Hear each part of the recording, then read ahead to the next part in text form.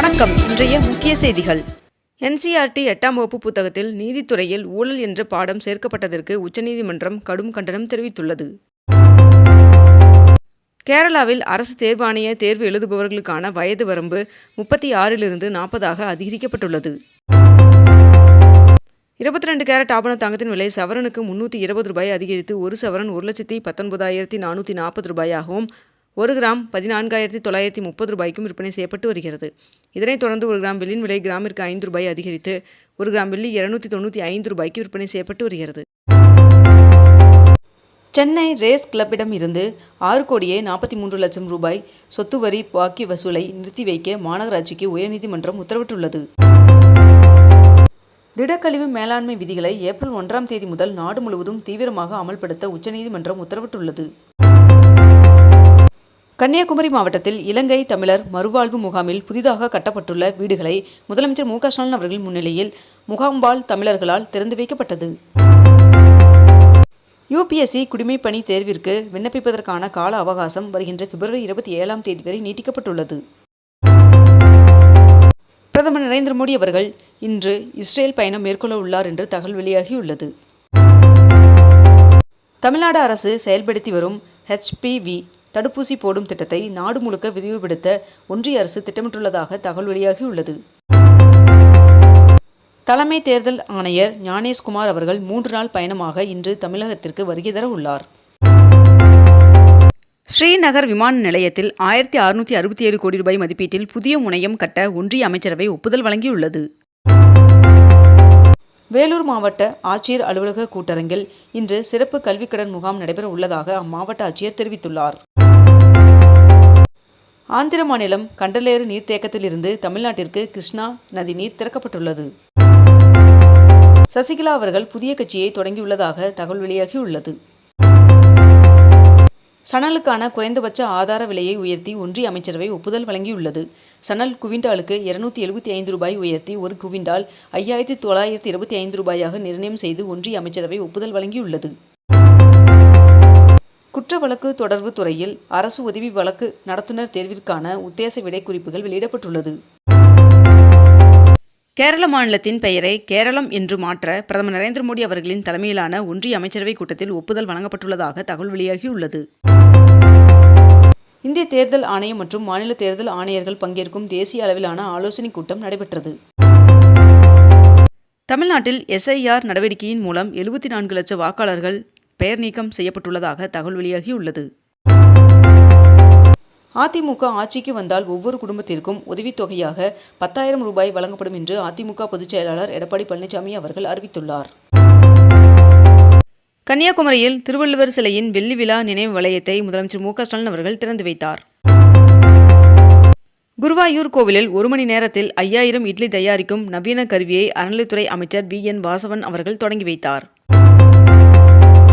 ஊட்டியில் கோடை சீசன் நெருங்கிய நிலையில் 35,000 தொட்டிகளில் நடவு செய்யப்பட்ட மலர் நாற்றுகளை பராமரிக்கும் பணிகள் தீவிரமாக நடைபெற்று வருகிறது. சென்னை திருவல்லிக்கேணியில் இறகுபந்து விளையாட்டு அரங்கத்தை துணை முதல்வர் உதயநிதி ஸ்டாலின் அவர்கள் திறந்து வைத்தார். தமிழ்நாடு அரசு IAS அதிகாரிகள் 8 பேரை இடமாற்றம் செய்து உத்தரவிட்டுள்ளது. முதலமைச்சர் மு.க.ஸ்டாலின் அவர்கள் இன்றும் நாளையும் கன்னியாகுமரிக்கு சுற்றுப்பயணம் மேற்கொள்ள உள்ளார்.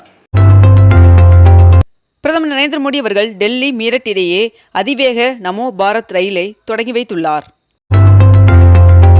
2026ஆம் ஆண்டு சட்டமன்ற தேர்தலில் வெற்றி பெற்று தவேக ஆட்சி அமைத்தால் செயல்படுத்தப்பட உள்ள 15 திட்டங்கள் மற்றும் வாக்குறுதிகளை விஜய் அவர்கள் அறிவித்துள்ளார். நீர்மூழ்கி கப்பல்களை தாக்கி அளிக்கும் திறன் கொண்ட அஞ்சதீப் போர்க்கப்பல் சென்னை துறைமுகத்தில் வருகின்ற பிப்ரவரி 27ஆம் தேதி முதல் கடற்படையால் இயக்கப்பட உள்ளதாக அறிவிக்கப்பட்டுள்ளது. அருள்மிகு கபாலீஸ்வரர் கலை அறிவியல் கல்லூரியில் ₹31 கோடி மதிப்பீட்டில் கட்டப்பட்டுள்ள புதிய கட்டடங்களை முதலமைச்சர் மு.க.ஸ்டாலின் அவர்கள் திறந்து வைத்துள்ளார். நத்தம் மாரியம்மன் சுவாமி கோவிலில் மாசி பெரு திருவிழா கொடியேற்றத்துடன் தொடங்கியது. இந்தியா அமெரிக்கா இடையிலான வர்த்தக ஒப்பந்த விதிமுறைகள் குறித்த பேச்சுவார்த்தை தள்ளி வைக்கப்பட்டுள்ளதாக தகவல் வெளியாகியுள்ளது. வேலூரில் தவேக தலைவர் விஜய் அவர்களின் தலைமையில் இன்று கூட்டம் நடைபெற்றது. இக்கூட்டத்தில் பேசிய விஜய் அவர்கள் விஜய்க்கும் ஸ்டாலின் சாருக்கும் இடையேதான் தேர்தல் போர் என்று தெரிவித்துள்ளார். இந்தியாவிலிருந்து வெளிநாடுகளுக்கு ஏற்றுமதி செய்யப்படும் பொருட்களில் ஆப்பிள் ஐபோன் முதலிடம் பிடித்துள்ளதாக தகவல் தெரிவிக்கப்பட்டுள்ளது. இந்திய அஞ்சல் துறையின் 38 கோடி சேமிப்பு கணக்குகளில் 22 லட்சம் கோடி வைத்துள்ளது என்று ஒன்றிய அமைச்சர் சிந்தியா அவர்கள் தெரிவித்துள்ளார். கொளத்தூர் சட்டமன்ற தொகுதியில் குளிரூட்டப்பட்ட பேருந்து நிறுத்தத்தை முதலமைச்சர் மு.க.ஸ்டாலின் அவர்கள் திறந்து வைத்தார்.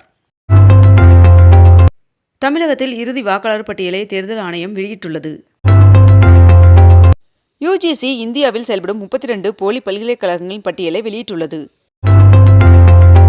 வேளாண் இயந்திரங்களை எளிதில் வாடகைக்கு பெற 37 லட்சத்தில் வாடகை 2.0 ஆன்லைன் கைபேசி செயலியை அமைச்சர் தொடங்கி வைத்தார். AA உச்சி மாநாட்டில் 86 நாடுகள் கையெழுத்தானதாக ஒன்றிய அமைச்சர் அஸ்வினி வைஷ்ணவ் அவர்கள் தெரிவித்துள்ளார். தமிழகத்தில் 1000 ஆண்டுகள் பழமையான 352 கோயில்களில் 560 கோடியில் திருப்பணிகள் முடிக்கப்பட்டுள்ளதாக இந்து சமய அறநிலைத்துறை அமைச்சர் சேகர்பாபு அவர்கள் தகவல் தெரிவித்துள்ளார். ACS அறக்கட்டளையின் சார்பில் மதுரையில் நிறுவப்படும் வ.உ. சிதம்பரனார் அவர்களின் 140 அடி சிலைக்கு குடியரசு துணைத் தலைவர் CB ராதாகிருஷ்ணன் அவர்கள் அடிக்கல் நாட்டினார். முடிமாற்று அறுவை சிகிச்சை குறித்து போதிய வழிமுறைகளை பின்பற்ற வேண்டும் என்று தமிழ்நாடு அரசு வலியுறுத்தியுள்ளது. சட்டசபையின் முதல் கூட்டத்தொடர் 2021ஆம் ஆண்டு ஜூன் 21ஆம் தேதி தொடங்கி நேற்று முன்தினம் வரை மொத்தம் 161 நாட்கள் நடைபெற்றுள்ளன என்று சபாநாயகர் அப்பாவு அவர்கள் தகவல் தெரிவித்துள்ளார்.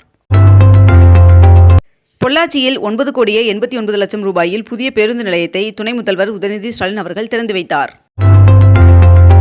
மாநகராட்சி பகுதிகளில் போக்குவரத்திற்கு இடையூறாக சாலையில் தெரியும் மாடுகளை பிடிக்க 2 கோடியே 28 லட்சம் ரூபாயில் 23 வாகனங்களை மேயர் பிரியா அவர்கள் தொடங்கி வைத்தார்.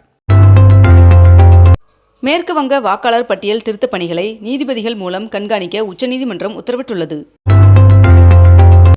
தமிழ்நாட்டிலே முதன்முறையாக மதுரையில் கணினி மேம்பாட்டு மையத்தை முதலமைச்சர் மு.க.ஸ்டாலின் அவர்கள் திறந்து வைத்துள்ளார். பெற்றோரின் சம்மதம் இல்லாமல் இனி பதிவு திருமணம் செய்ய முடியாது என்று குஜராத் சட்டசபையில் புதிய சட்ட திருத்த மசோதா தாக்கல் செய்யப்பட்டுள்ளது. பொதுத்துறை நிறுவனமான NLC பல்வேறு சுற்றுச்சூழல் விதிமீறல்களில் ஈடுபட்டது CAG அறிக்கையில் வெளியானது.